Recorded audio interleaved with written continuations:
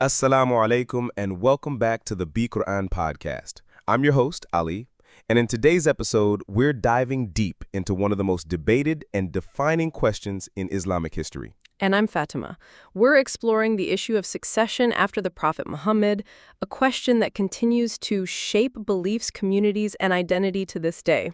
Did the Prophet explicitly appoint a successor? Or was that decision, left up to the community to figure out after he was gone? It's a huge point of divergence, obviously. Absolutely. And for this podcast, we've been digging into some really interesting source material, specifically a detailed lecture by Sayyid Ammar Nakshawani, which focuses heavily on a key event, the incident of Ghadir Khumm. Right, so our goal here is to kind of unpack the main arguments, the different viewpoints presented in these sources. We want to help you, our listener, get a handle on the history, the theology around this whole succession question, maybe get some of those aha moments about why it's so significant. Definitely. And the sources are quite rich. The lecture is central, yeah, but it leans heavily on the Qur'an and also on major Hadith collections. Like Sahih Muslim, Jami at-Tirmidhi, Sunan ibn Majah. Yeah, the big ones. Exactly. And look, this isn't just dusty history.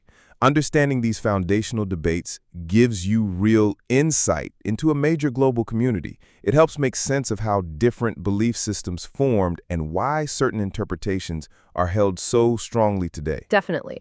So let's tackle that core question head on, because this, as the sources really hammer home, is the major dividing line between Shia and Sunni Islam. Okay, so the Sunni view, at least as presented in the material we reviewed. Well, the general understanding discussed is that many Sunni scholars feel the Prophet at most left hints, maybe an implicit sign about who should lead. Like the example often given is Abu Bakr leading the prayers when the Prophet was ill. Exactly. That's often seen as an implicit nod. But the ultimate choice in this view was really left to the community, to the companions, through consensus. Okay, but the Shia perspective, which is argued very strongly in the lecture. Right, it counters that directly. It says, no, the Prophet did make an explicit announcement. And this isn't just based on one thing, right? The argument uses both rational points and specific texts. Correct. And underpinning it all is this idea that appointing leaders, especially prophets and their successors, is ultimately something that Allah does. It comes from God. So let's dig into the rational arguments first. Why would a successor need to be divinely appointed, not just chosen? Well, the first point made is about comprehensive guidance. Okay. The argument goes, look at how much detail the Prophet gave guidance on everything from, brushing your teeth to how to treat neighbors to complex legal matters. Right, the minutia of daily life and worship. So if he guided on all that, is it really conceivable he wouldn't provide clear guidance on the single most important issue for the future of Islam, namely, who takes over after him?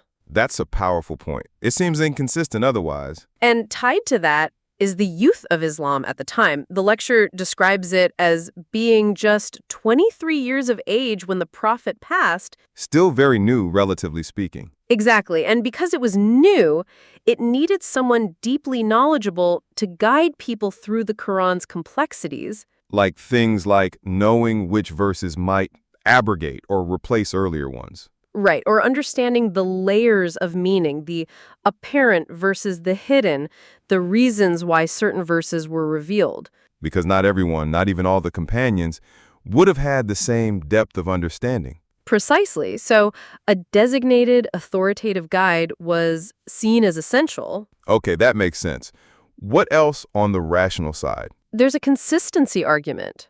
Whenever the Prophet physically left the city of Medina, even for a campaign or pilgrimage, he always appointed someone temporary in charge, a governor. Always. So the argument follows, it just doesn't seem logical that he'd appoint temporary leaders from Medina but leave the entire Muslim community without any designated leader for the time after his death, his final departure. Interesting parallel. So these rational points lead naturally into the theological arguments, the Qur'anic perspective. Right, the idea of divine appointment itself. Yeah, and the source really anchors this in God's choice. It cites Surah 28, verse 68, Allah creates whatever he wills and also chooses. It is not theirs to choose. So the choice belongs to God. That's the interpretation, that God chooses his representatives, his leaders. Adam is given as an example, chosen because of his unique knowledge. And this is where that crucial term comes in, isn't it? Waliya or Mawla? Yes, it can mean different things, friend, helper, patron, but in this context, the argument is it clearly means guardian or one vested with authority. And the Quran itself establishes Allah as the ultimate Mawla. Right? Absolutely. Surah 2, verse 257 says, Allah is the Wali, guardian of those who believe, bringing them from darkness to light. Okay, so Allah has this Waliya, this authority. How does it connect to the Prophet and then potentially a successor? This is key. The lecture points to Surah 5, verse 55. Verily, your guardian, Waliyukum, is none else but Allah and his apostle and those who believe. Now, the interpretation stressed is that this verse shows Allah's authority being vested in the Prophet and then, crucially, being passed to a specific designated person or persons after him, not just generally to all believers. So, it's a specific transference of that guardianship. That's the argument, and it's reinforced by another verse, Surah 33, verse 6. What does that one say? The Prophet has a greater claim, Allah, on the believers than they have on themselves. Oh, hola. So a greater claim, more authority. Exactly. And the source argues that this specific waliya, this greater claim, is precisely what the Prophet would transfer to Ali. It's that level of authority. Which brings us back to the word Mawla. The lecture was quite critical of translating it simply as friend in some contexts, wasn't it? Very critical. The argument is that translating Mawla as just friend or ally, when discussing leadership, especially in the Ghadir Khumm Hadith, fundamentally misses the point. It strips away the authority implication. Right, especially when you see how Mawla is used for Allah and the Prophet elsewhere in the Quran, like Surah 66, verse 4, where Allah is explicitly called the Prophet's Mawla, his protector, his guardian, not just his friend. Okay, so we have these rational arguments, this Qur'anic framework of divine choice and transferred authority. What was the trigger for the actual announcement? Well, according to the source, it culminates in a direct command from Allah in the Quran, Surah 5, verse 67.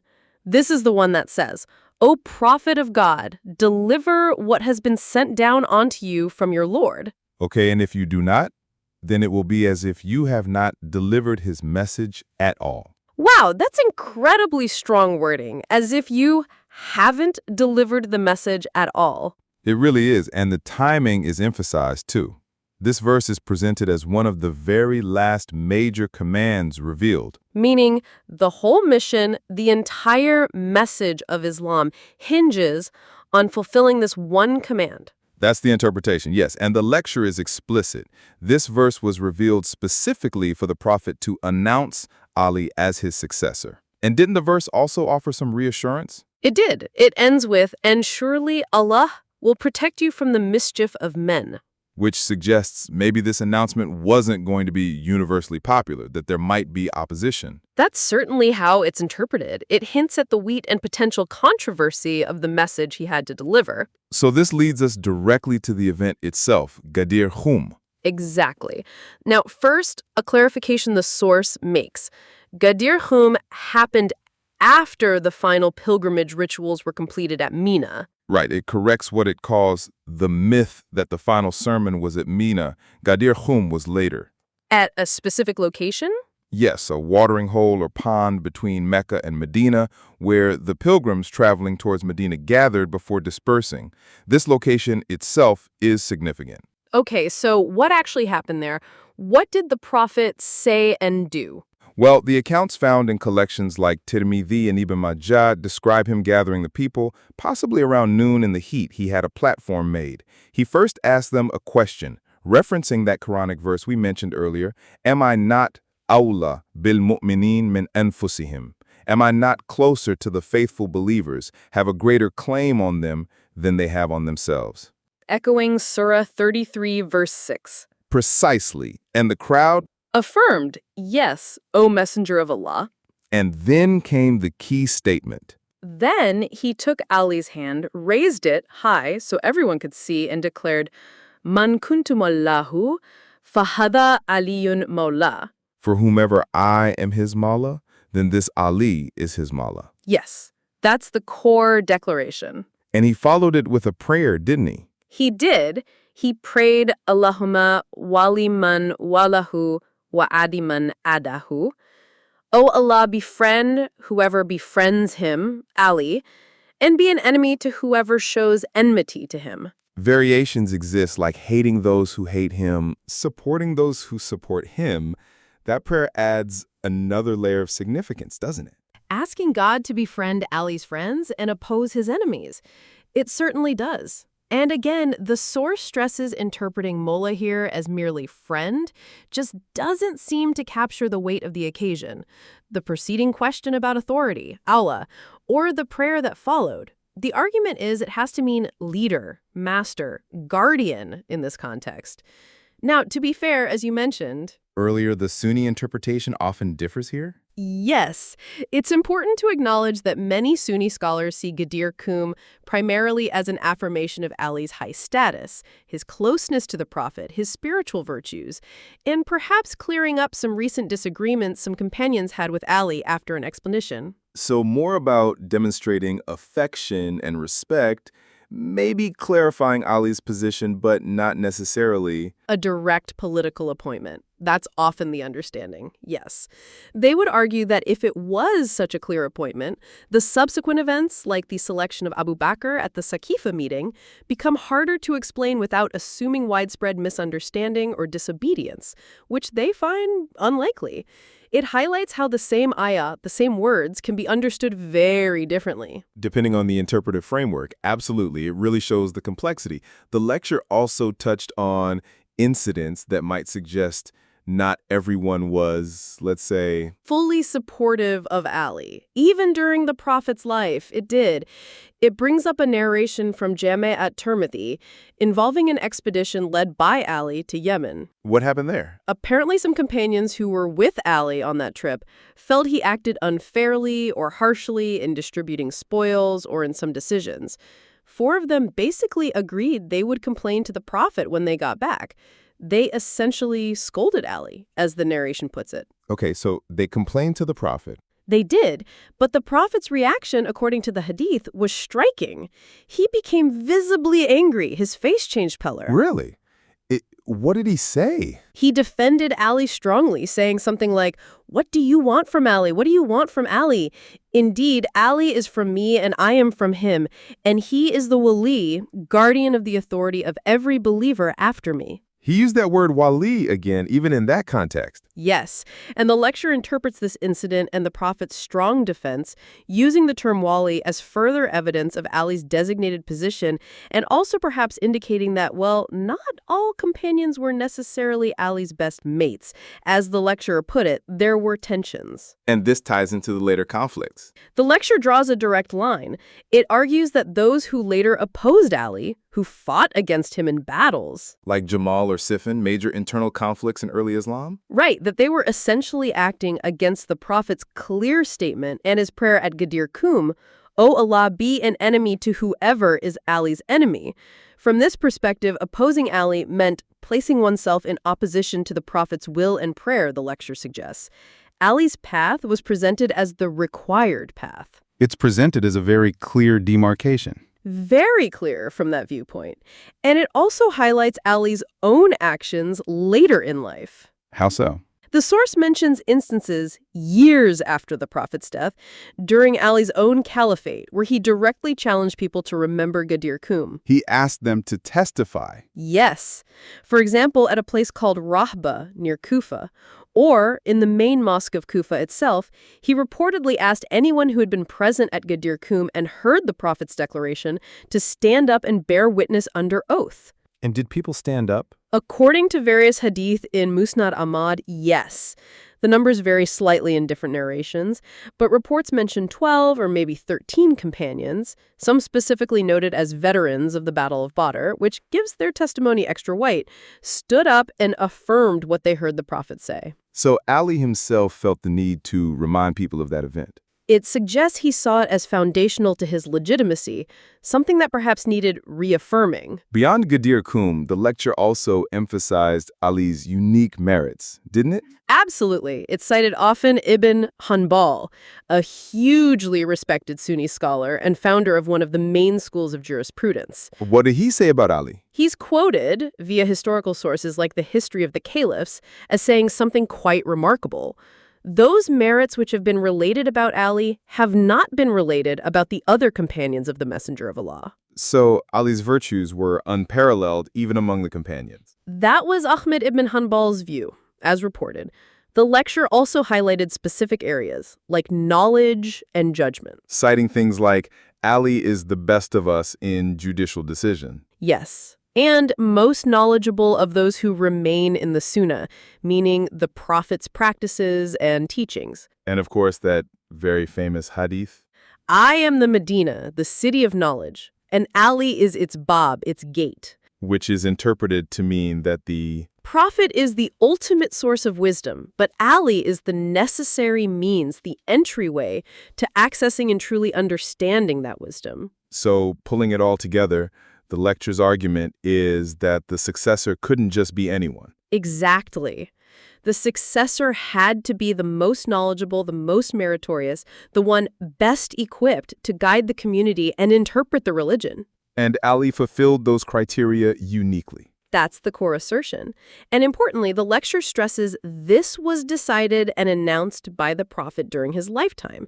It frames it as an Islamic issue, a matter of religious designation. Not something that only became a political issue after the Prophet's death. Precisely. The claim is the designation was already made. Okay, so sort of wrap this up. We've taken a deep dive today, looking specifically through the lens of the source material we reviewed. Primarily that lecture drawing on Qur'anic verses and Hadith. At the arguments presented for an explicit, divinely ordained appointment of Ali as the Prophet Muhammad's successor. Yeah, arguments built on rationality, the need for guidance, consistency, and on specific texts, Qur'anic verses, about Allah's choice and authority. The command to deliver a final message, and culminating in the specific words and actions reported at the event of Ghadir Khumm. And we've also noted, importantly, that these events and texts, especially the term Awliya and the Ghadir Declaration, are interpreted quite differently across Muslim traditions. Right.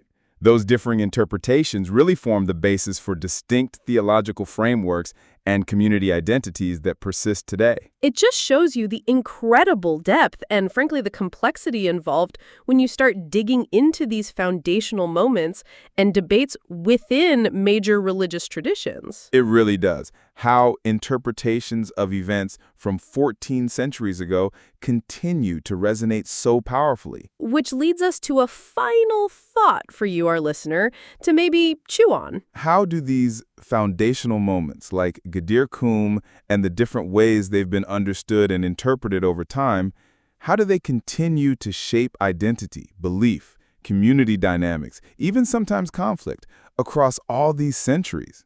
And maybe what does that tell us about the enduring power of interpretation itself, especially when dealing with sacred texts and pivotal historical events?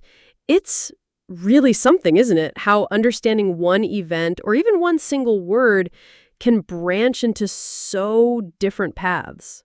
Thanks for joining us on this podcast episode. Until next time, stay curious, stay grounded, and keep seeking the truth.